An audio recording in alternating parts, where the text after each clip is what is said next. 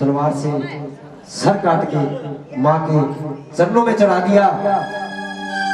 उस वक्त भक्तों लंगर वीर जी थर थर कांपने लगे। माँ मैं तो तेरा कुछ भी भगत नहीं हूं, तेरा सबसे बड़ा भगत तो ये सिर से लगा देता। जब तक जल का चिट्टा नहीं आता थर थर कांपने लगे लंगर वीर जी। माँ इस बच्चे को ठीक कर, माँ इस बच्चे को ठीक कर। तो भक्तों माँ ने जल जो तो आगे जी चिट्टा लगा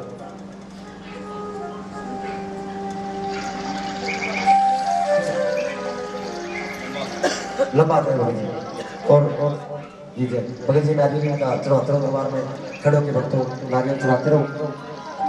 तो नारियल में रख लो क्योंकि नारियल जब आती होगी ना और इतने भगत जन भेंट चढ़ाते हैं। आप सभी ने मां से एक बात कहने मीठी मीठी तारीफ चाहिए जिसको मेरी माँ ने तो हाथ दी है। क्या कहना है?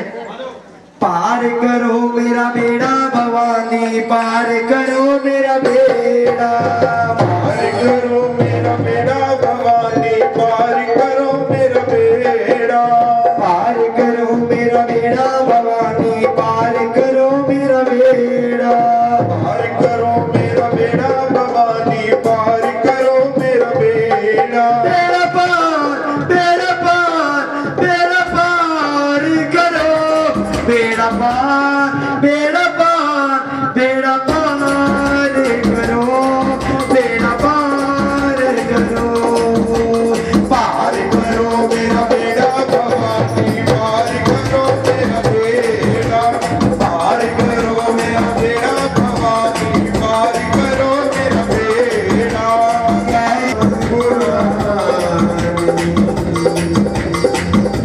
दया करो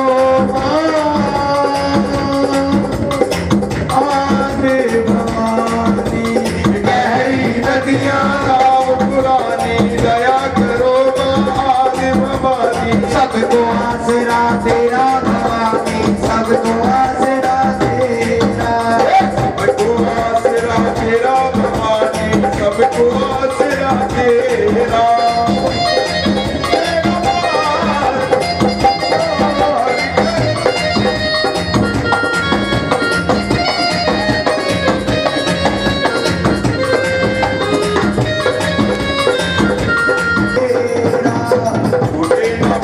लुटेरा भवानी, लुटेरा बाप लुटेरा, अरे पार करो मेरा बेड़ा भवानी, पार करो मेरा बेड़ा, पार करो मेरा बेड़ा भवानी, पार करो मेरा बेड़ा, बेड़ा पार, बेड़ा पार, बेड़ा पार करो, बेड़ा पार, बेड़ा पार, बेड़ा पार करो, बेड़ा पार करो। जब भक्तों ये बताना कि जितने नारियल हैं सभी सूखे, कभी न जगह पानी, सारे पानी में बहाने पड़े, एक भी गिला नहीं। पानी वाला नारियल आपका तो होगा, एक बार हिला के देखो, आप अपने नारियल हिला के जिसके बाद कोई अगर मेरे दर्शन करने जाएगा ना, अगर तेरे दर्शन किए बगैर खाली लौट गया तो उसकी यात्रा संपूर्ण नहीं होगी। बोल सच्चे दरबार की। तो भक्तों जब से नारियल की भेंट बनी थी, नारियल दिखाना जी, जैसे नारियल है हमारी खोपड़ी है, हमारे सिर पे क्या है?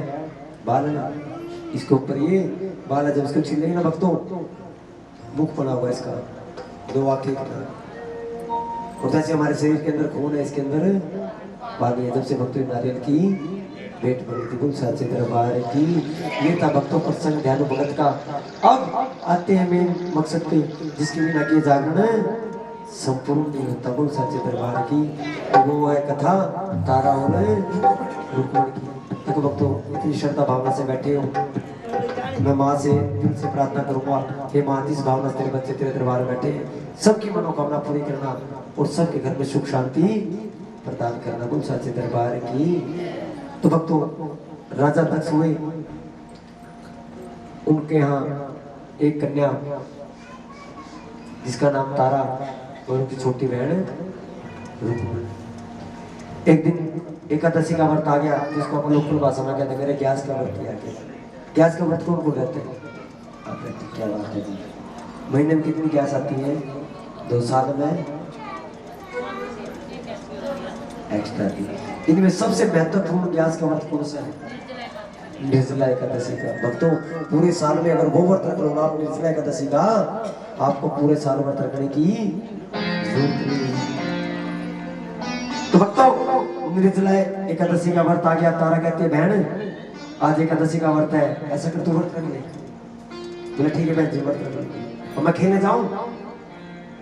बोले ठीक है तू खेलने चली जा, कुछ पैसे ले जा मुझसे, तो शाम को है ना आते थोड़ा फल ले आइयो, दोनों बहने अपना व्रत खोल लेंगे। बोल सच्चे दरबार की। तो भक्तों रुकमन सारा दिन खेलती रही, शाम को ध्यान आ गया भी घर जाना है, मेरी बहन ने मेरे लिए व्रत रखा है, मैंने व्रत रखा है, फल लेके जाऊंगी मैं।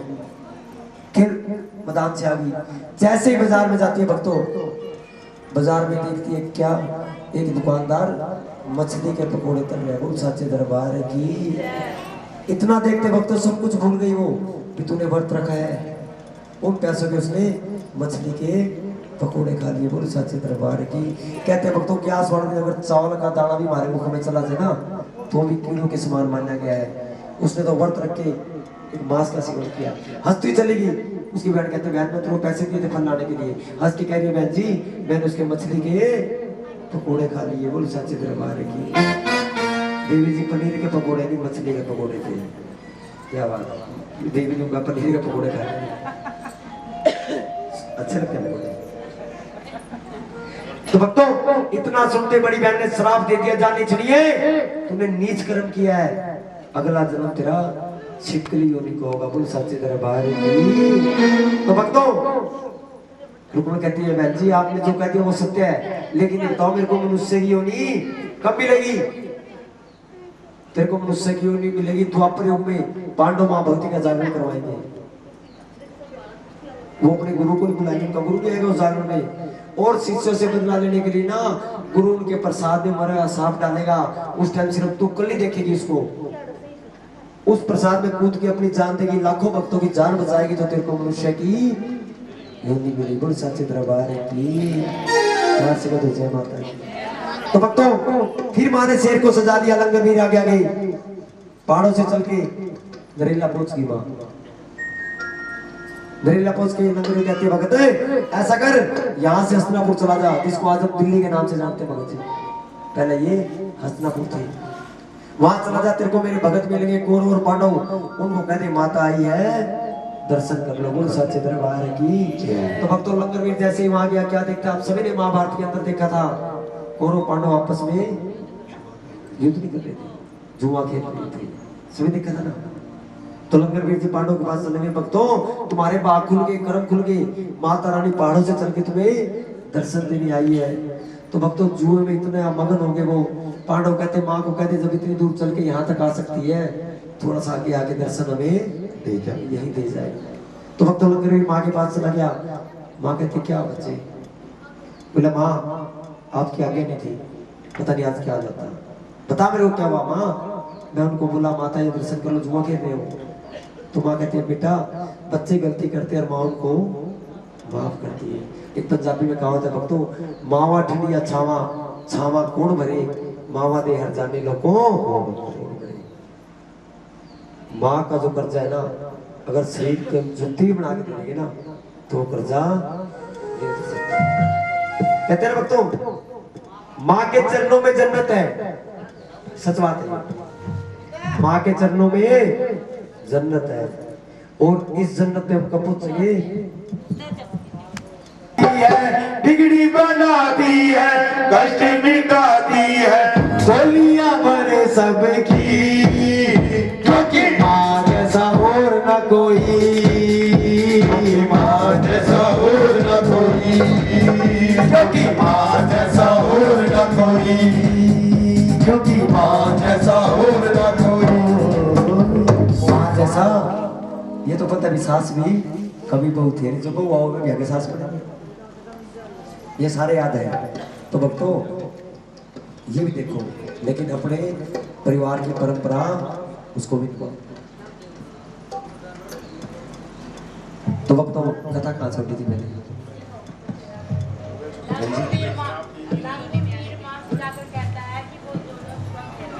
बोल सच्चे दरबार की। खड़े हो जाते शर्मा जी खजाना दो माँ के दरबार से, इस बच्ची को जो सिवा के माँ इसकी पूरी कर लेना। तो भक्तों, तो बेटे बच्चे गलती करते हैं, माँ उनको माफ करती है ना, माँ कुछ और दंड दे। क्या कर रहे थे वो? जुआ कहते ठीक है मैं उनको श्राप देती हूँ, जुए में अपना सब कुछ हार जाएंगे, यहाँ तक कि अपनी धर्म पत्नी को भी हारेंगे।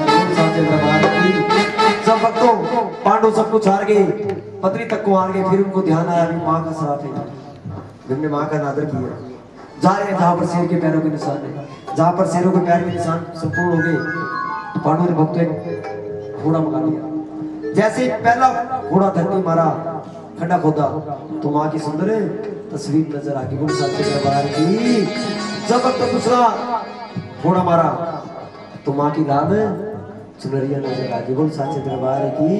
तीसरा चौकड़ा मारा भक्तों तो माँ का आसन, माँ की सोने की पटरी दिखाई दे गई। बोल सच्चे दरबार की। वो सब सोने का था। कोरों ने कह दिया कि तुम सब कुछ हार चुके हैं, हमारा है। झगड़ा शुरू हो गया। तो माँ ने आकाशवाणी की भक्तों झगड़ा मत करो, मैं उसकी माँ बनूंगी जो एक रात में मेरा मंदिर तैयार कर देगा। बोलो साचे दरबार की। तो भक्तों पहला घमंड था पांडवों को, कौरवों को आ गया।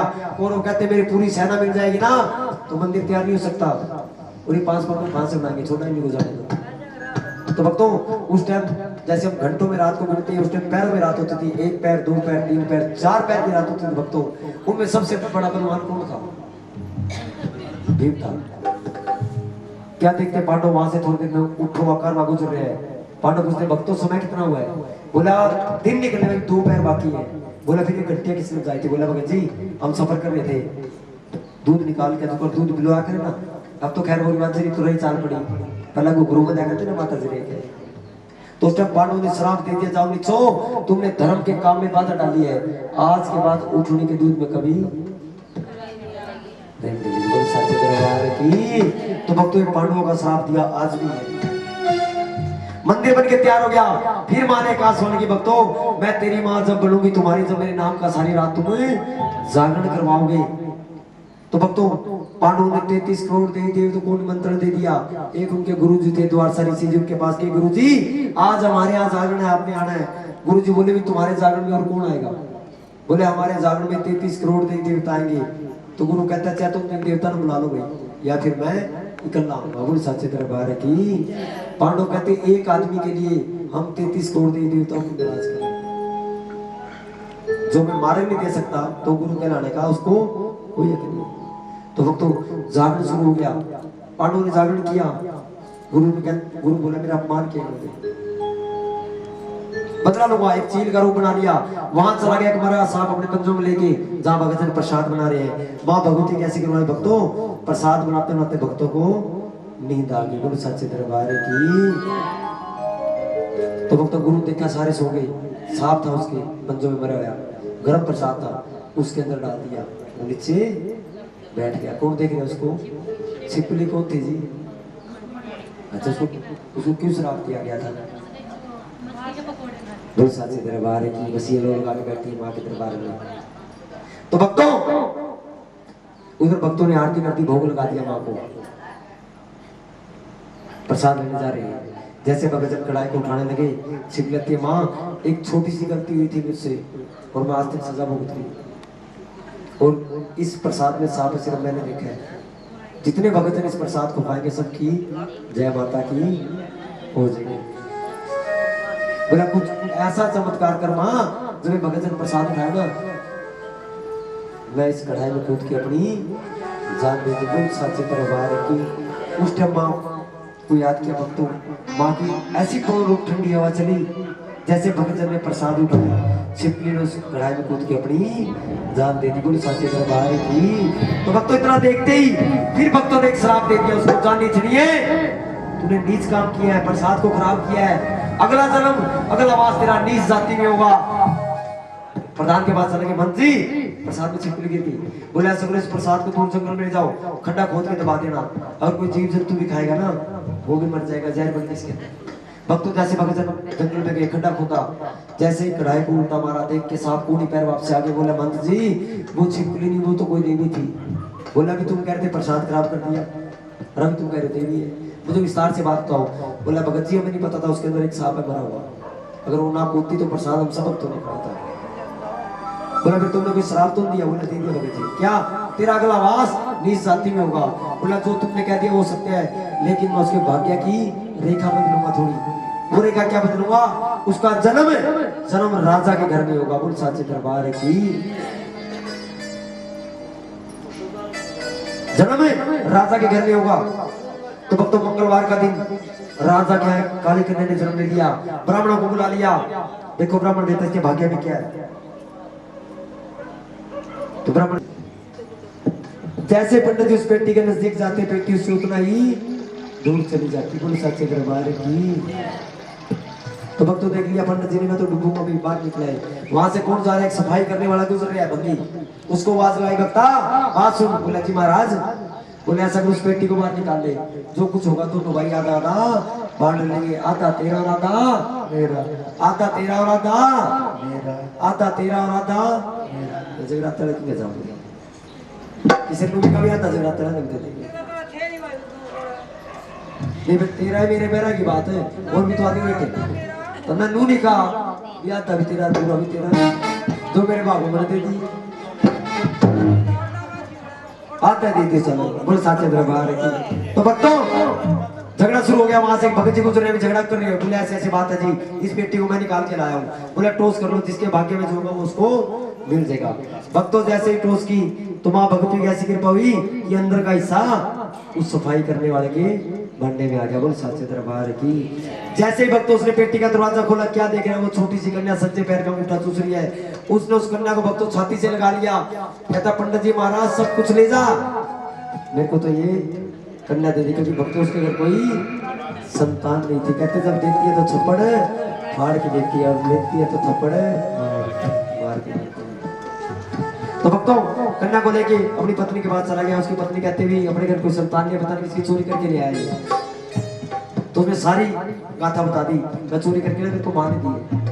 तो भक्तों जिसको सारा गांव बांझ कहता था, जैसे ही कन्या उसकी गोदी में आई, मां भगवती की कृपा से दूध का नीर उतर आया। बोले साचे दरबार की। तो भक्तों पहले जन्म में उसका नाम रुक्मण और अब फिर उसका नाम रुक्मण लिख दिया गया। तो भक्तों लड़की जवान होते समय लगता, और जिस घर में जवान बेटी बैठी है तो माँ बाप को नींद नहीं आती। तो माँ बाप का एक हवा का माता नहीं, माता है जन्म मिनट की होती योगी हवा का झोंके इधर आई और दर्शन देके चली गई। तो भक्तों भगत जनों ने कीर्तन कर रहे, भगत कह रहे भगत जी ये कीर्तन करने से क्या मिलता है? बोला सच्चे मन से जो माँ की अरदास करता है उसकी हर मनोकामना संपूर्ण होती है। बोले सच्चे दरबार की। अरदास करवाई, माँ अगर मेरा बेटा हो गया तो मैं तेरे नाम का जागरण करवाऊंगी। तो अरदास कर ली भक्तों। माँ भगवती की कृपा से उसके घर 9 महीने में एक सुंदर लड़के ने जन्म लिया, लेकिन बेटे के प्यार में वो जागरण करवाना भूल गई। कहते देना जानती है तो लेना भी जानती है। बेटा 5 साल का हो गया, भक्तों उसके शरीर में छोटे छोटे दाने निकाल दिए, जिसको आप क्या देख रहे हैं बच्चे को माता कहते हैं, और उसका डॉक्टर इलाज कोई नहीं है। रानी के पास लेगी, रानी देख मेरे बेटे को। मैं क्या देखूं? तूने माँ का जागरण बोल रहा, क्या पूरा कर इसको? बोले फिर जागरण कर दो। कैसे करते हैं विधि बताओ? बोले सबसे पहले डल बनाना पड़ता है। भक्तों आज के युग में जिस पार्टी वाले ने डल ले लिए ना, अगर उस दिन उसका बाप भी मर गया ना, उसको एक बार जागरण में जरूर आना पड़ेगा। ये उस डल का ही महत्व है भक्तों। तो डल दे दिया। उस टाइम कौन देख रहा है? राजा का नाई जो राजा की हजामत बनाता था। हजामत बनाते बनाते थोड़ा सा पानी उसके मुंह पे गिर गया। राजा ने तलवार निकाली, तेरे को जान से मारूंगा।